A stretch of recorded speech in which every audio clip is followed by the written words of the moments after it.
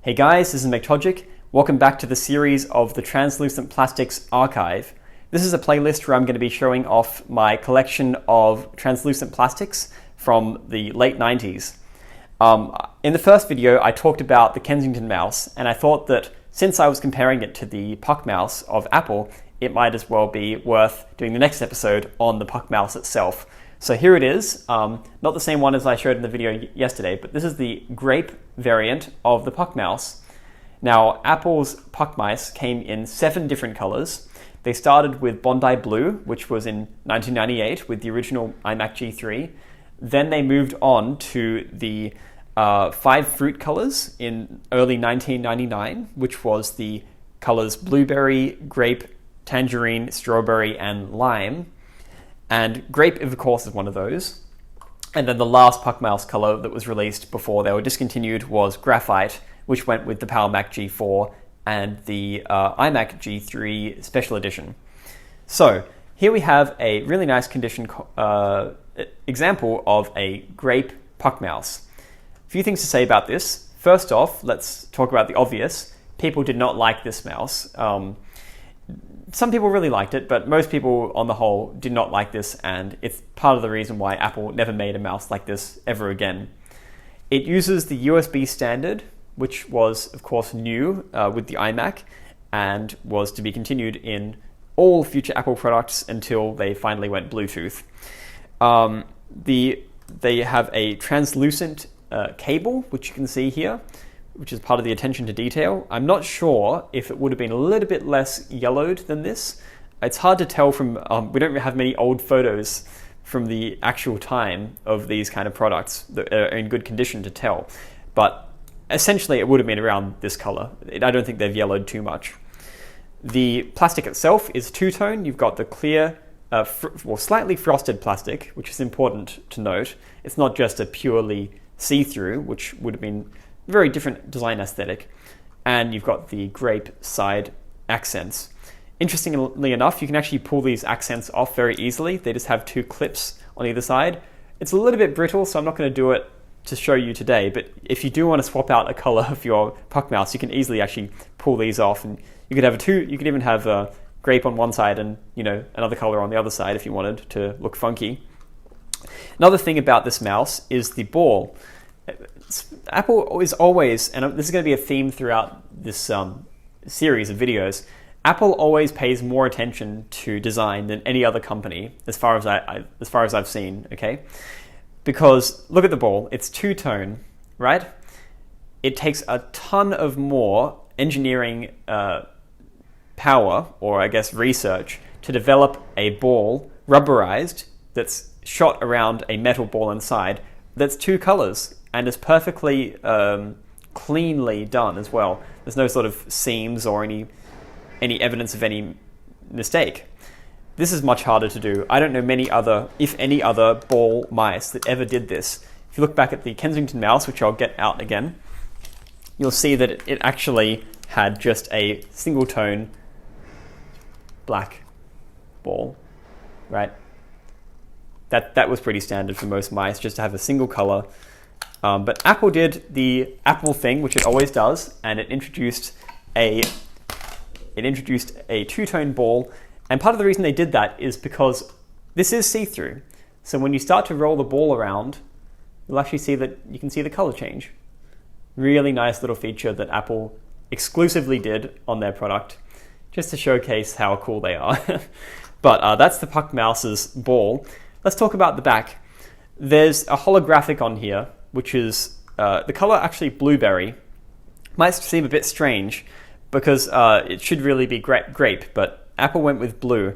And there's part of the reason of this is that they sort of thought of blue as their main color scheme in early 1999, right? They just released their Power Mac G3, which came in the blue tone, and Apple's Blueberry iMac was their most popular iMac. It was, of course, an extension of the old Bondi Blue iMac, blueberry being a slightly different color.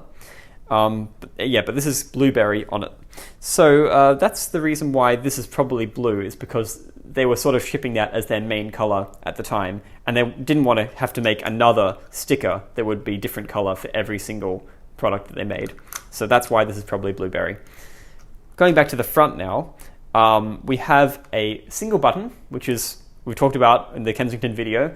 Apple was always using single button mice, and this is no different. It's a very smooth button. I find it very easy to use. It's very easy to sort of roll this around, but for some reason people found this a little bit too annoying for some reason, and they tried to, I guess they had trouble sort of finding where the front was, and they sort of picked it up and, I don't know, used it backwards or sideways. I don't know. It doesn't really make sense to me, but they didn't like the shape. They also didn't seem to like the button. They found the button maybe was hard to sort of, it didn't have enough definition.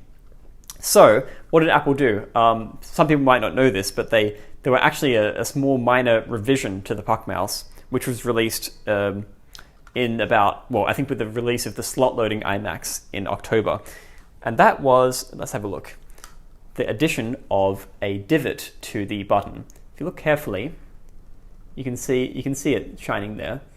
There's a small ridge along the mouse button, which they added in the second revision. See the first button again, once again, you can see no divot, just completely smooth. And the second one,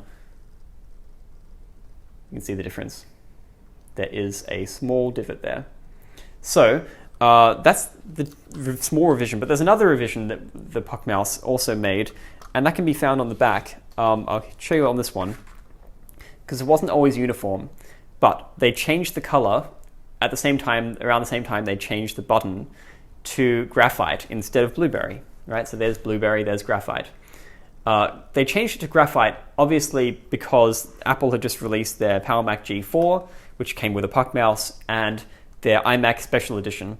And by this point, they were signaling that their dominant color was no longer going to be blue anymore. It was going to be this gray graphite.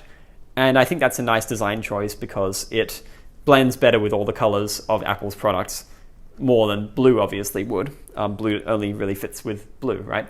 So graphite was the change. So that's the two major changes that the Puck Mouse had in its lifetime. It had an addition of a divot and the addition of a graphite holographic on the back. But there's one other thing that people haven't talked about with these Puck mice, and is a really interesting part of Apple history if you delve into it deep enough. And that is the manufacturing process.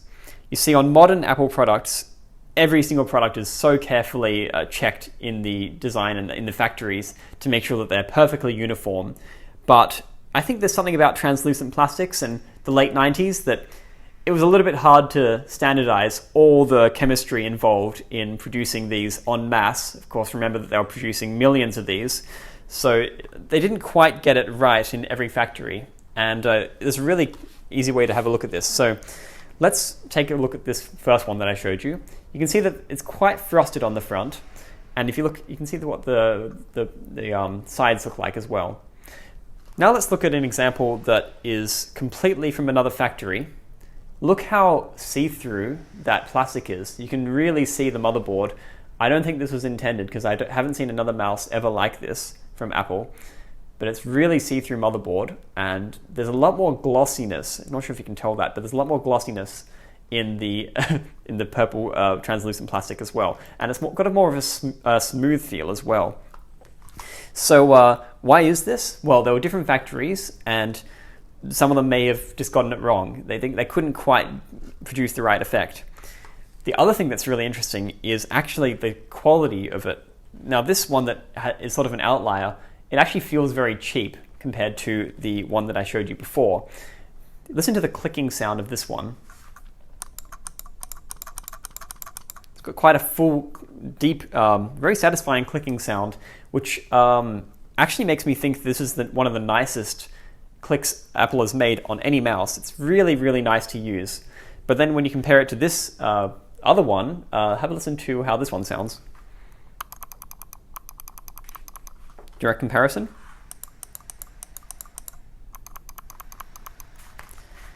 And the feel of them is also completely different. This one here, this outlier mouse, has a really, really cheap feel to it, and it's got a cheap click as well. And that's really interesting to me. They couldn't quite standardize all the factories at this time, and so you end up with a mouse like this one that feels like a cheap $5 mouse. compared to this one, which really feels quite premium. So you know what I think? If some people hate the puck mouse, of course I understand that the shape was not for everyone, and especially people with very big hands may not have been for them. But you have to admit, even if you've tried a puck mouse in your life, you may not have tried a good one. And this is what makes it so fascinating to collect these old products, because you discover things, even from the same thing, the same product, that are completely different. And you know, once you start to discover there's a divot on some of them, the thing, and then there's the graphite or blueberry on the back, you start to realize that there's actually a lot more to these products than you thought in the first place. So that's the end of the second episode of the Translucent Plastics Archive. This is the puck mouse. I will be showing more puck mice later on, but for those who are impatient, I just want to clear up one thing which many of you may already be wondering, which is the difference between Bondi Blue and Blueberry. Here is a Bondi Blue puck mouse on the left, and on the right is Blueberry. You want to have a look at the difference of the colors there? Should give you a better indication of what is what. Bondi Blue has a more toned down teal color, I suppose you'd call it. Well, deeper teal. And Blueberry, on the other hand, is a lot more vibrant. It's hard to always tell with these. It's really quite hard if you're looking at an eBay listing or something. But if you develop a good eye for it and you watch videos like this, you'll start to see the difference. That should help you out there. All right, well, hope you enjoyed this video, and I'll see you next time.